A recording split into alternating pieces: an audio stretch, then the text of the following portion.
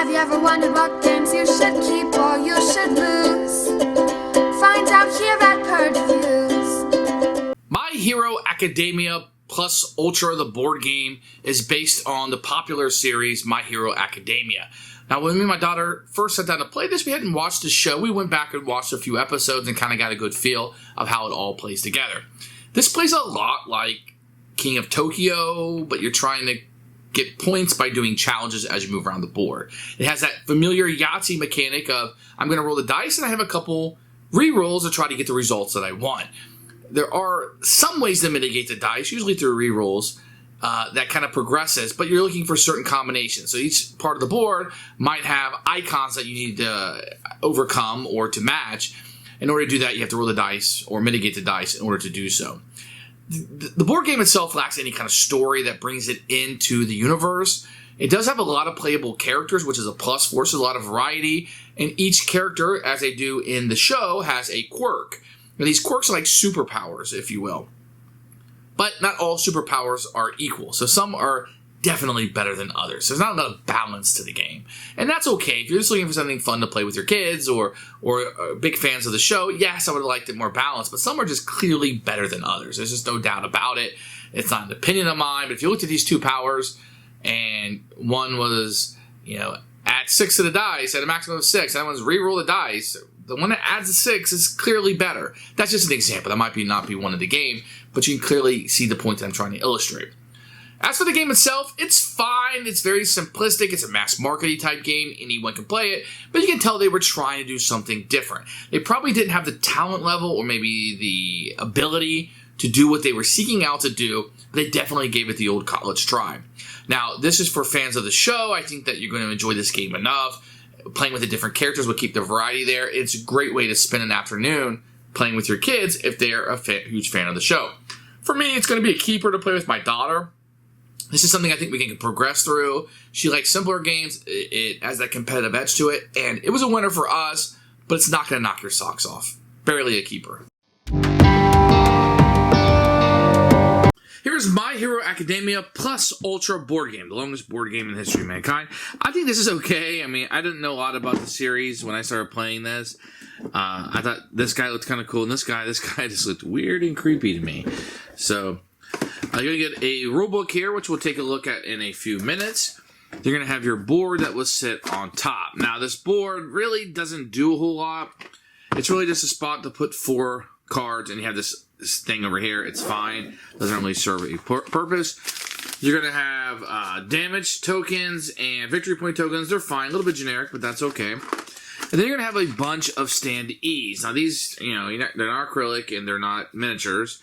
And they are kind of nice. They are big. Think of King of Tokyo with the artwork. And there are a lot of characters in this that you can be. So, quite a bit. You're also going to get some dice. These are big, chunky King of Tokyo-esque dice, which is funny because the game plays exactly like it. Then you're going to have your hero cards. There are a ton of characters in here. I don't know all of their names. I'll kind of show you who's in here. Tenya Ida, Izuki Midoriya, Momo Izinez, Katsuki. You have Shoto, Kyoki, Eljiro, Achako, Tsuru, and Fumikash. Now, each one has a unique power on it and a health that they can take. So that's kind of interesting. Then you're going to get some of these cards, these plus ultras that will come out. You can see it has pretty cool artwork. I mean, the artwork, I'm assuming, is straight from the show. That's what it kind of looks like to me, maybe the comics, etc. And then you're going to have this deck of cards, which will have your villains and your counters and things you'll be using on the game. All the artwork is really neat. You can see it has your pass, fail, and what you need to do. It has the artwork on it. They're all really see. Now, some of the icons are small. The words could have been bigger. I had a kind of problem with some of these cards looking at it from a visibility standpoint. Here is the rulebook. It is a regular size rulebook. It's going to have full colors and pictures. You can see a look of all the components over here. Very professionally done. You're going to set up with a picture, which is fantastic. And this will be the overview of the game and kind of how you go. You can see pictures. You can see examples over here, which is fantastic. a cheat sheet for all what the hero dice do, and you go through. I didn't really have a lot of problems. The resolve cards is where I had a little bit of problems. Things just felt weird. Like, it felt weird that the villains didn't fight back. There wasn't a negative consequence for it. It only hurts people when they come out. That felt a little weird and off, because if you're in some of these spots, you have to take it, the damage, and how to end the game. I do like that everybody gets an equal number of turns. That's fantastic. And you can just leave this out. This will tell you what the turn sequence is like, what the dice do, and with the glossary of some of the things in it. I like this quite a bit. You're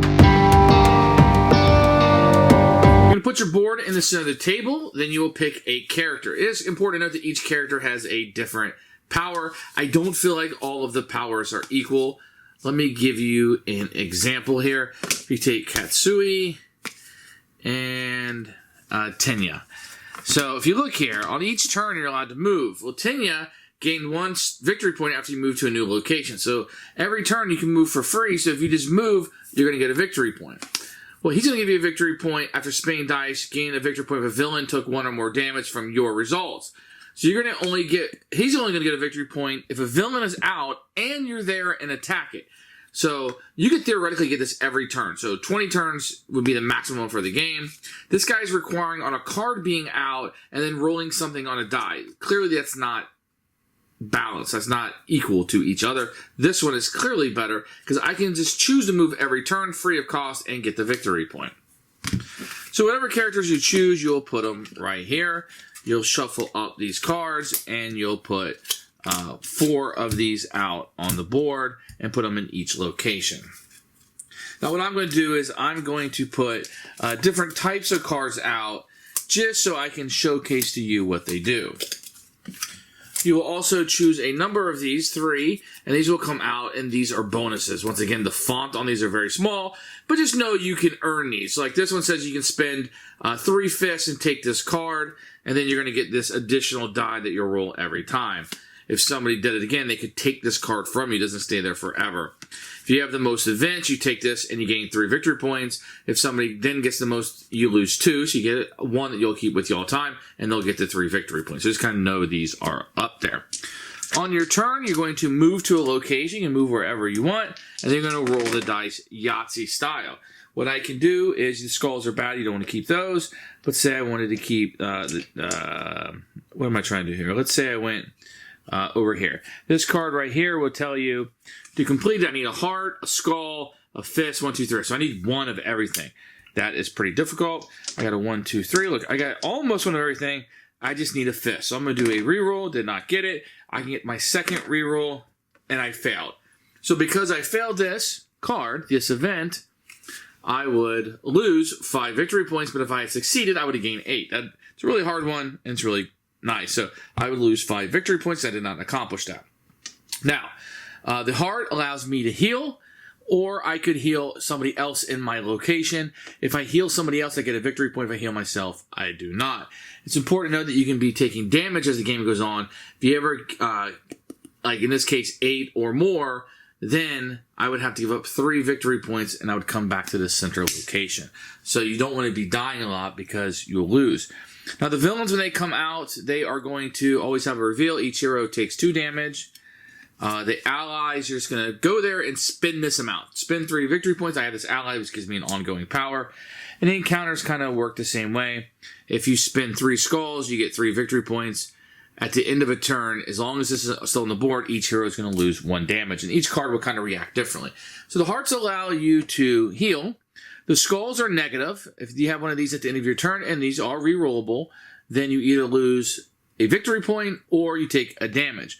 The numbers are pretty simple. You're looking for 3 of a kind. So if I get 3 2s, then I would score 2 points. With the 3s, if I have 3 of a kind, I would score 3, and the 1s, 1. It scores exactly like King of Tokyo. Each additional number would give you another victory point. So let me say I had 4 2s, for example. I would score 2 points for the 3 2s and a 3rd point for the additional 2. That's how that's going to work. The last one on here is the punches. If you're in a spot with a villain, which will be red and have the word villain on it, then the villain will take a damage. This villain can take up to 10 damage before he's defeated.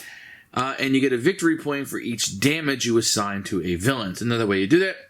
And each of these might have a quirk. So for each skull result the active hero rolls, they take 2 damage. So let's say I would have been here. I rolled this. I would do 1 damage to this person, gain my victory point. But because I had a skull, then I would take 2 damage. And that's kind of how that works. The first person to attain 20 victory points ends the game. Everybody gets a equal number of turns. And then whoever has the most victory points is the winner of the game. Who should buy this game? This is strictly 100% for fans of the show. Now, there are some IP games like Scooby-Doo the board game. I feel like even I'm a big fan of Scooby-Doo, I think it works in a board game format, and the board game kind of transcends the IP. In this case, I do not believe it so. There are other games with this mechanic that I think you could play that would be better than this game in particular. But if you want to play My Hero Academia, I think this might be the best game on the market. There may be a TCG game or some kind of other game that I'm unaware of, but from what I can tell, this is the gamery gamest of all the games released with this IP. And it's not a bad game, it's just a mediocre game. And sometimes that's okay with an IP. Of course you want the great, great game, but man, if you can dodge that bullet of being in a horrible IP game, sometimes it's good enough. And that's where I would say this game is. If you're a fan of the IP, this one is good enough for fans. I think they'll have a good enough time with it. There are balance issues and some things that you can wonder about, but I think it works for its intended purpose enough. Keeper for us, but barely a keeper.